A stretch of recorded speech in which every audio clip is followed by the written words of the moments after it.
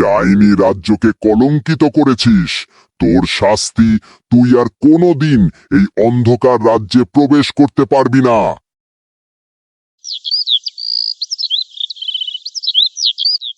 আজ রাজ্য জুড়ে মহা আনন্দ ছড়িয়ে পড়েছে, কারণ ১২ বছর অপেক্ষার পর নিঃসন্তান রাজার রাজপ্রাসাদ আলো করে জন্ম নিয়েছে এক রাজকন্যা।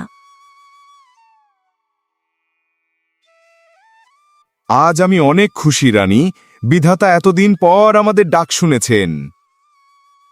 হ্যাঁ মহারাজ, আমি আমার মেয়েকে পেয়ে অনেক খুশি। তা আমাদের মেয়ের কি নাম রাখবেন মহারাজ? আমাদের মেয়ের নাম হবে মণিমালা।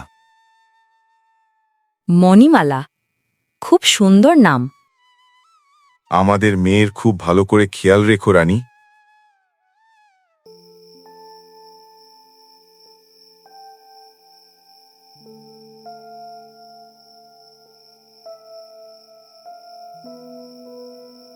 আর দেরি করা যাবে না, খুব তাড়াতাড়ি সদ্য জন্ম নেওয়া রাজবংশের শিশু খুঁজে বের করতে হবে।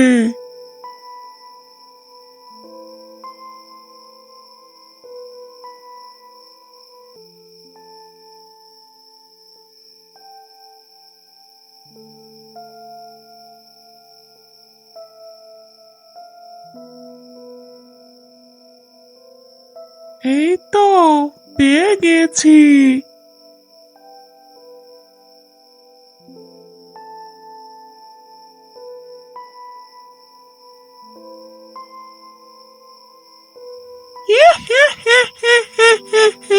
কোথায় নিয়ে যাচ্ছ আমার মেয়েকে?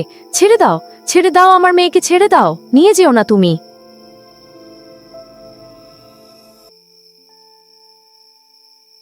কি হয়েছে রানী? তুমি এত চিৎকার করছো কেন? আর আমাদের মেয়ে কোথায়?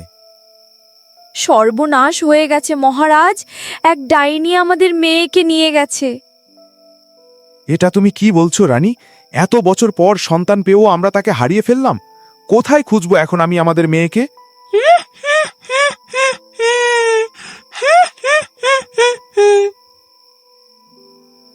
বিধাতা কি আমাদের কপালে এটাই লিখে রেখেছিলেন?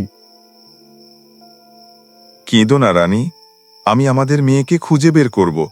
বিধাতা আমাদের মেয়ের সাথে এত বড় অন্যায় কখনোই হতে দেবেন না। তুমি দেখবে আমরা আমাদের মেয়েকে ঠিক ফিরে পাব।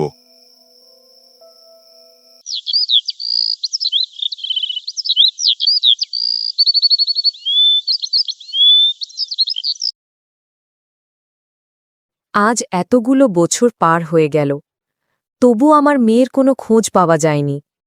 বিধাতা জানেন সেই ডাইনি কেন আমার মেয়েকে নিয়ে গেছে। সে কি বাঁচিয়ে রেখেছে আমার মেয়েকে?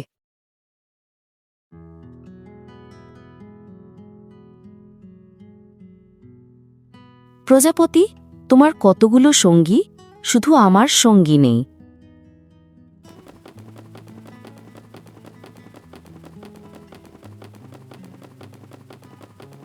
অনেক দিন পর পৃথিবীতে আসলাম। এখানকার হাওয়া গায়ে লাগতেই মনটা ফুরফুর হয়ে গেল। সে যে পৃথিবী থেকে গেলাম আর আশা হয়নি। পরিরাজ্যে ফিরে যাওয়ার আগে বনের সানে দেখা করে যেতে হবে। বন যে কেমন আছে? রাজার রাজপ্রাসাদে আছে, অবশ্যই ভালোই থাকবে।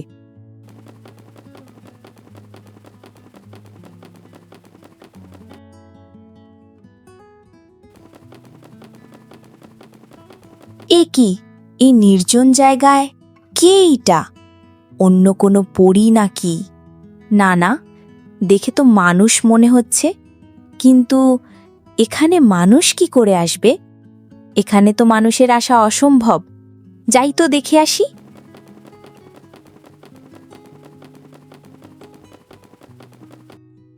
কে তুমি, আর এই ভয়ঙ্কর জায়গায় কি করছো?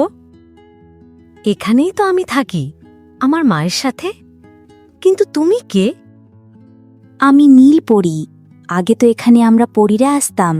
তারপর একদিন অভিশপ্ত ডাইনি শুক্লা তাদের রাজ্য থেকে বিতাড়িত হয়ে এসে আমাদের এই সুন্দর জায়গাটি দখল করে নেয়। তখন থেকে আর আমরা এখানে আসি না, সেই ডাইনি এখানে থাকে। তুমি যার কথা বলছো সেই তো আমার মা। কি বলছো তুমি? সে তো একজন ভয়ঙ্কর ডাইনি। আর তুমি তো মানুষ, সে কিভাবে তোমার মা হয়? ডাইনির সন্তান কখনো মানুষ হতে পারে না। আর আমি যতদূর জানি, মানুষ তো দূরের কথা, সে তাদের অন্য ডাইনিদের প্রতিও সদয় না। মা বলেছে সে যেখানে থাকে সে জায়গাটি নাকি আমার জন্য নিরাপদ না, তাই সে আমাকে এখানে রেখেছে আর মাঝে মাঝে আমার সাথে দেখা করতে আসে। তোমাকে এখানে রাখার পেছনে নিশ্চয় তার কোনো খারাপ উদ্দেশ্য রয়েছে। সবকিছু জেনেই তবে আমি তোমার কাছে আবার আসব। ততক্ষণ তুমি সাবধানে থেকো। এই বলে পরী সেখান থেকে চলে আসে। পরীর কথা শুনে রাজকন্যা মণিমালা বেশ চিন্তিত হয়ে পড়ে।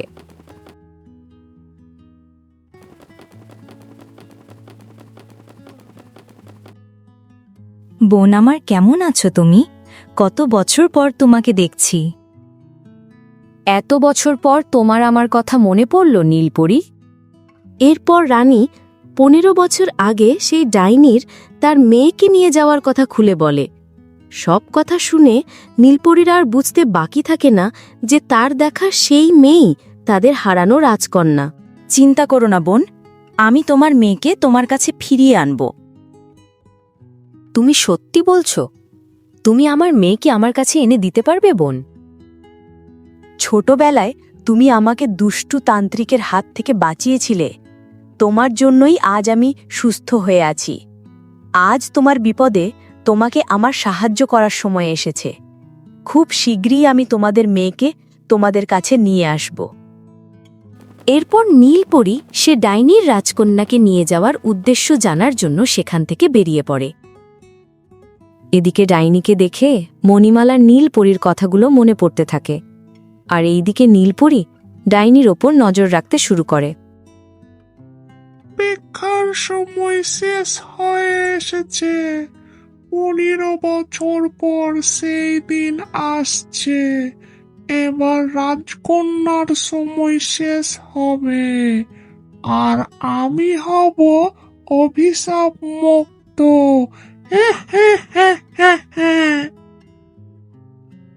ওরে ডাইনি, এই ছিল তোর মনে?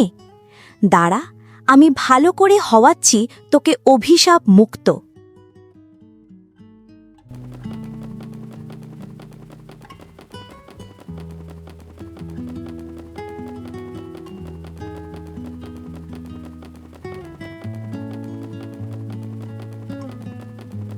তুমি আমাকে এখানে কেন নিয়ে এলে?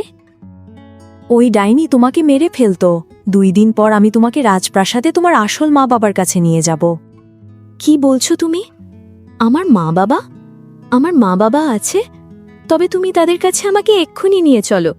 এতদিন তো আমি তাদের ছাড়াই থেকেছি, আমি আর অপেক্ষা করতে পারছি না।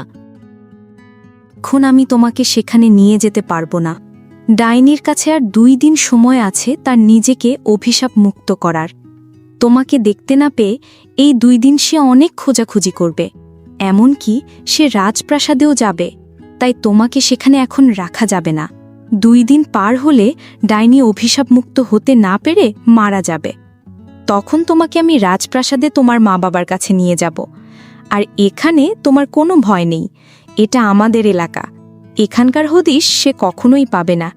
তুমি আমার সাথে 2 দিন এখানেই থাকো। ঠিক আছে, আমি তোমার সাথে এখানেই থাকব।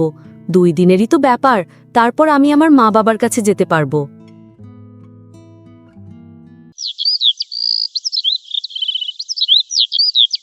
এরপর রাজা রানী তাদের হারানো রাজকন্যাকে ফিরে পায়, আর সেই ডাইনির উদ্দেশ্যের কথা শুনে তাদের গা শিউরে ওঠে। আমি সারা জীবন তোমার প্রতি কৃতজ্ঞ থাকব বোন। আজ তুমি আমাদের সব দুঃখ দূর করে দিয়েছ। তোমার জন্য আমরা আমাদের মেয়েকে ফিরে পেয়েছি। হ্যাঁ বোন, তুমি সেই ডাইনির হাত থেকে আমাদের মেয়েকে বাঁচিয়েছ, কি বলে যে তোমাকে ধন্যবাদ জানাই।